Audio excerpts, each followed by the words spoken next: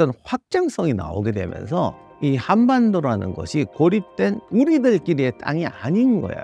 그러니까 이 부분에 대해 자꾸 착각을 해요. 우린 아무 죄도 없이 살고 있는데 강대국의 이해관계에서 휘둘리고 찢어지고 피해를 봤다라는 생각은 지극히 잘못된 생각인 게 우리의 입장과 세계의 입장이 겹친 거죠. 이미 세상이 그렇게 교차하고 있는데 나 몰랐다는 거는 나와 상관이 없는 게 아니라 내가 몰랐던 거죠.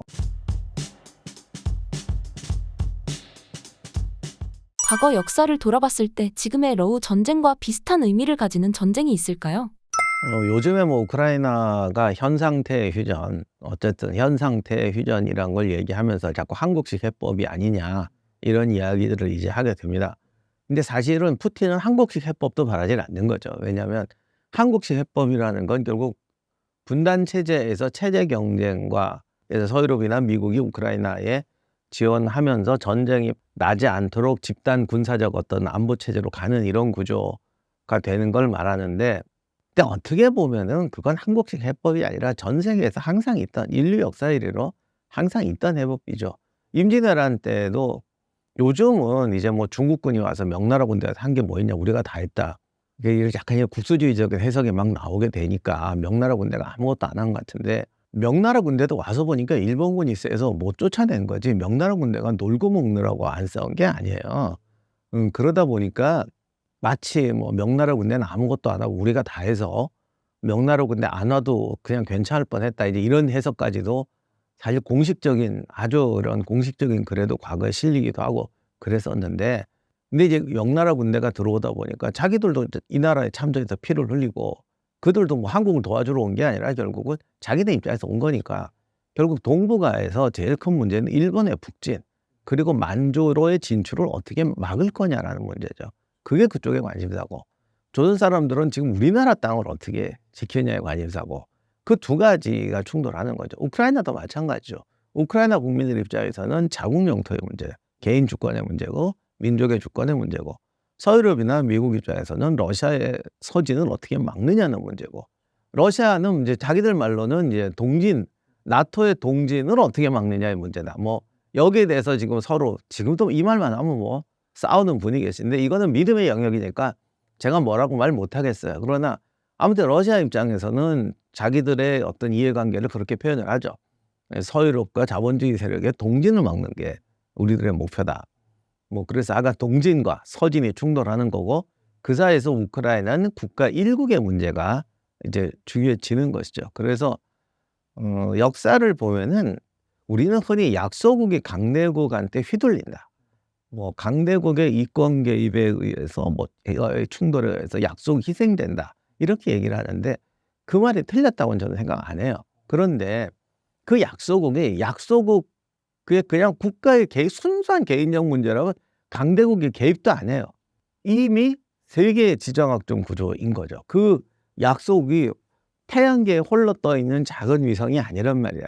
조선이란 나라가 세국 정책도 하고 그 뒤로도 또 계속 세국 정책을 하지만, 임진왜란 끝난 후에 세국 정책의 문제는 이미 그 이전에는 조선이라는 나라가 만주와 중국이라는 세력 사이에서만 사는 나라고, 중국은 한국이 너무 멀리 떨어져 있기 때문에 여기를 자기는 영토로 한다거나 이럴 마음이 없어요, 애초부터.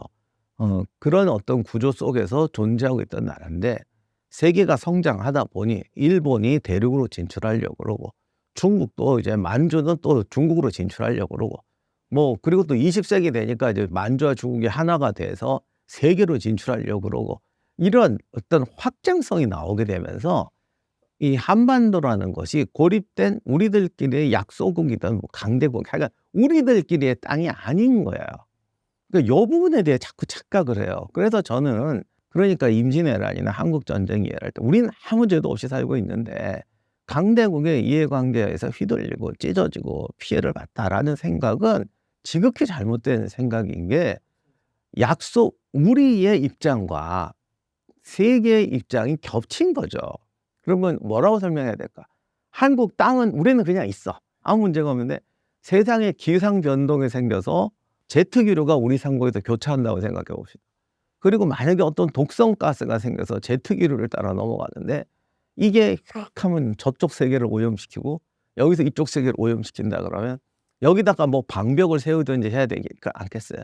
우리는 그런 거 우리는 없는데. 자, 세계를 볼 때 지금 땅을 기준으로 봐야 될까? 우리 위에 있는 하늘까지 기준으로 봐야 될까? 아니면 우주까지 봐야 될까? 여러분은 어떻게 생각하세요? 만약에 땅굴로 미국하고 소련이 우리 땅 밑에 싸운다면 싸워라. 우리는 모른다. 지하 500m에서 벌어진다면 말이에요. 뭐 우리는 모른다. 이렇게 하는 게 옳은 것일까? 우리는 이미 뭐 예를 들면 미국과 러시아의 전쟁 사이에 끼어 있는 걸까?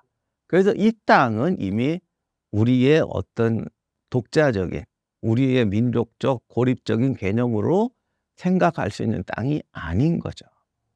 그 부분이 중요한 착각이었어요. 근데 조선 임진왜란 끝나고 나서 그 부분을 깨닫지 못했던 게 너무 안타깝고, 한국 전쟁이 끝난 후에 지금까지도 뭐 사실 우리나라만 그런 게 아니라 미국에 있는 지식인이라고 다 똑똑한 거 아니고, 미국에 있는 뭐 교수 연구자들도 다 편협하고 멍청하고, 나는 요즘 편협하다는 말보다는 명청하다는 말을 더 좋아해요. 왜냐하면 그냥 멍청해서 편협한 거더라고. 가만히 보면은 세상 돌아가는 걸 모르니까. 그러니까 우리 역사를 땅과 지상 30cm, 30cm 너무 심했나? 지상 1km 내로만 생각하는 거죠. 거기를 움직여가는 세계의 흐름은 안 보는 거야.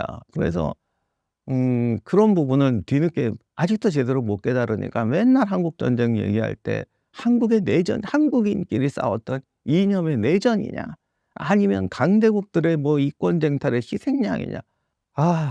내가 정말 답답해 죽겠습니다. 답답해 죽겠어요. 그런 상황을 언제 억울하다든가 나랑 아무 상관없이 벌어진 일이라고 생각하는 거예요. 나랑 아무 상관없이 벌어진 일 같기도 하지만 이미 세상이 그렇게 교차하고 있는데 나 몰랐다는 거는 나와 상관이 없는 게 아니라 내가 몰랐던 거죠. 만약에 한번 그런 비유를 들어봅시다. 전쟁이 나서 이쪽하고 이쪽이 막 붙어. 근데 중간에 완전 중요한 지점에 집이 하나 있어. 집주인이 나는 아무 상관없어. 니네가 싸우는 거잖아. 나는 여긴 난 내 집이고 난 이 집을 지키고 있었고 난 몰라. 가만히 있을 거야. 라고 얘기하면은 그분이 말이 옳은 것도 같지만 이미 그 집은 그 당신의 소유권의 집이 아니라 전쟁하는 나라들 사이에선 전략 요충이 된 거예요. 그런 부분을 나는 모른다. 나는 상관없다. 나는 여기 내 집이다. 그 말이 틀렸다는 게 아닙니다. 그건 맞지만 전체 속에서는 아니란 말이에요. 그런 식으로 받아들일 필요는 없다고 생각해요.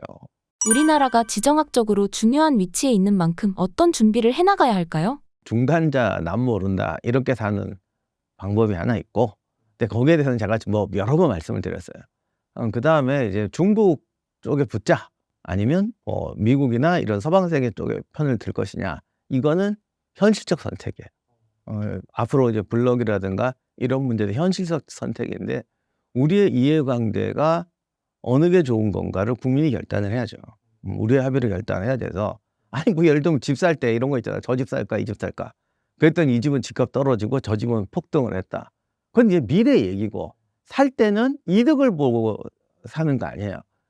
그러니까 그런 판단을 우리가 해야 되는데 어느 것이 옳은 판단인가에 대해서 이제는 국민이 지금은 너무 간접 포격을 하는 것 같아요. 서로 뭐 역사 끄집어대고 뭐 끄집어내면서 트집만 잡고 있는데, 솔직하게 이런 부분에서 국가의 생존 전략을, 그 미래 전략을 이제는 의논해야 될 때가 온 것 같아요. 근데 너무 그냥 진짜 간접 포격만 하면서 서로 뒷다리만 붙잡고 있으니까 증오만 커져가고, 그리고 중간에서 우리끼리 최대 이익을 누리며 살자, 이건 없어요. 북한은 자신들의 최대 이익을 위한 전략적 승부수를 던졌다고 볼 수도 있을까요? 북한의 전략적 승부수라는 거는 이론적으로 맞는 말인데 결국 이런 거예요. 좀 표현이 이상한데 100톤짜리 바위를 바닷물에 던질 때하고 조약돌 하나를 던질 때는 똑같아요. 전력을 가진 모든 것을 바다에 던졌다. 똑같아요. 근데 그게 한 개의 조약돌이냐, 100톤짜리 바위냐, 기름을 가득 실은 유조선이냐, 뭐에 따라 의미가 달라지는 거죠. 근데 북한은 너무나 과거 속에 살고 고립된 체제로 21세기에 적응할 수 있는 사회 체제가 아니에요. 그러다 보니까 어떤 전략적 승부수를 던지더라도 그 결과가 별로 이제 바람직한 방향이 안 나오는 거죠. 근데 그것도 북한의 입장에서 보면 이게 최선이다. 조금 아직은 미스터리하긴 합니다만 그리고 사실은 누구도 모릅니다. 북한 내부는 진짜 아무도 몰라요. 그러니까 무슨 생각하는지는 좀 명확하지 않지만 추론을 해볼 때는 북한 입장에서는 이게 최선이다라는 선택을 한 것 같아요. 그러나 그것이 옳다는 뜻은 아니에요. 그 최선이 너무 양도 작고 미래적으로도 별로 바람직한 선택은 아닌 거지. 그러나 그쪽 입장에서는 선택의 뭐랄까 방법, 그들이 설계할 수 있는 어떤 가장 바람직한 미래야 이런 것들이 양도 적고 비현실적이고 좀 이런 입장인 것이죠. 비유를 하나 들자면 누가 우물에 갇혔어. 그랬더니 어떤 지나가는 왕자가 지나가다가 동아줄을 내려둘 수 없을까 이런 생각을 한다고 합시다.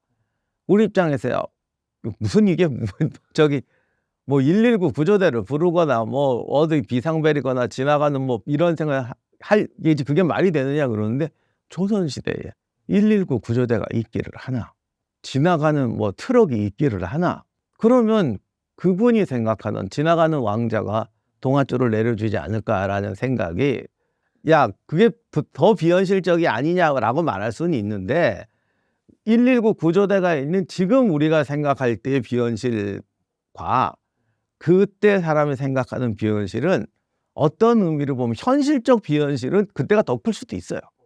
그러나 그럼에도 불구하고 심정적으로 봤을 때는 그게 더 가능성이 높잖아. 왜냐하면 다른 가능성이 다 배제된 상태에서 말하는 거니까. 지금 북한의 어떤 외교 전략이라든가 어떤 미래 전략은 그런 것 같아요. 제가 이게 왜냐하면 우리 방송에 한번 얘기를 했더니 이게 가능한 얘기입니까? 뭐 이게 이런 어이없는 생각을 어떻게 합니까? 이런 식의 이제 의문을 제시하는 분들이 계시더라고요. 꼭 나쁜 뜻으로 말하는 게 아니라 너무 좀 의외다 싶었나 봐. 그래서 우물 속에 빠진 공주. 한번 그런 입장에서 한번 생각해 보자는 거죠.